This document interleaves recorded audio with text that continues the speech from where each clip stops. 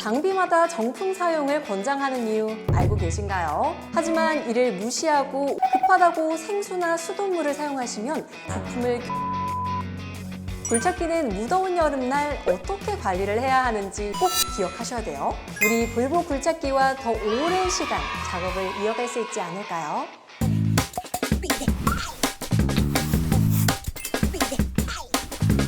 안녕하세요. 반갑습니다. 여러분, 날씨가 많이 더워졌는데 건강관리는 잘하고 계신가요? 올해인 2024년이 역대 가장 뜨거운 여름이 될 것이라는 유엔 및 여러 전문가들의 예상이 있는데 저 역시도 이번 여름 걱정이 이만저만이 아닙니다. 뜬금없이 웬 날씨 이야기냐고요? 이렇게 뜨거운 여름, 사람도 건강관리를 해야 하는데 굴착기는 무더운 여름날 어떻게 관리를 해야 하는지 너무 궁금하더라고요. 그래서 오늘 준비한 주제는 다가올 여름철 굴착기의 관리 방법입니다. 그럼 저와 함께 굴착기에 대한 궁금증을 해결해 볼까요? 오늘도 설명을 도와줄 굴착기를 소개해 드릴게요. EW1502 굴착기입니다.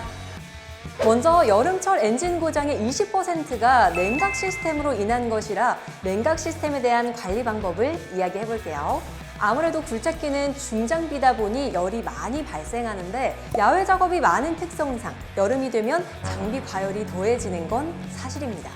엔진 열에 의해 내부 온도가 올라간다면 열을 식히는 방법은 시동을 끄고 그늘에서 쉬는 방법밖에 없는데요. 이 방법 이외에 여름철 굴착기 관리에 필요한 정보를 전달해 드리도록 하겠습니다. 지금 보시는 부분은 배기구와 흡입구입니다. 굴착기는 일반 자동차나 모터사이클처럼 자연 흡기를 통해서 엔진 등의 온도를 낮추기 힘든 구조로 되어 있습니다.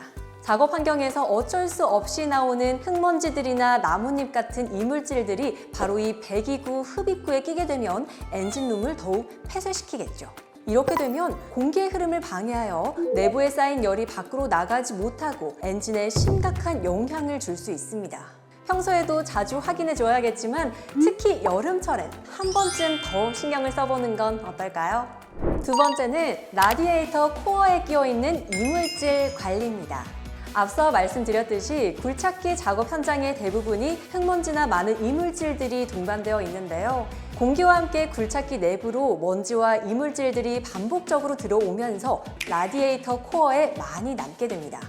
라디에이터 코어에 이물질이 많이 남아있으면 그만큼 냉각을 시켜주기 힘들기 때문에 작업이 끝나면 그때그때 청소를 해주는 것도 관리 방법 중 하나입니다.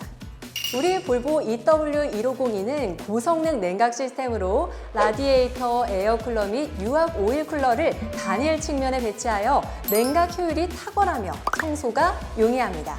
과부하 조건에서도 안정적인 작업 성능을 유지시켜주니 여름철에도 든든하겠죠? 세 번째, 규격에 맞는 냉각수 사용입니다. 장비마다 정품 사용을 권장하는 이유 알고 계신가요? 단순히 제품을 판매하기 위해서? 전혀 아닙니다. 장비마다 규격에 제일 잘 맞는 순정 제품들이 있어요. 하지만 이를 무시하고 올바르지 않은 냉각수를 사용하시거나 급하다고 생수나 수돗물을 사용하시면 장비 부식과 엔진 손상을 일으켜 성능 감소는 물론 부품을 교체해야 하는 상황까지 벌어질 수 있습니다. 그러므로 냉각수도 장비의 규격에 맞게 테스트하고 검증과 승인을 완료한 제품을 사용해 주시는 것이 좋습니다. 이제 여름철하면 또 생각나는 날씨가 있죠? 바로 장마입니다. 작업 환경에서 어느 정도의 비를 맞는 건 괜찮지만 폭우로 인해 침수가 되었으면 말도 못할 만큼 당황스러우실 거예요. 이번엔 장마철 침수 피해에 대한 관리 방법을 알려드리도록 하겠습니다. 일단 폭우로 인해 굴착기가 침수되었을 때 가장 먼저 해야 할 일은 장비를 건조하는 일입니다. 단 굴착기 엔진까지 침수되어 있다면 절대로 시동을 걸어선 안 됩니다. 꼭 기억하셔야 돼요. 시동을 거는 순간 오염된 물이 엔진 깊숙이 들어가면 사실상 회복이 불가할 수도 있습니다.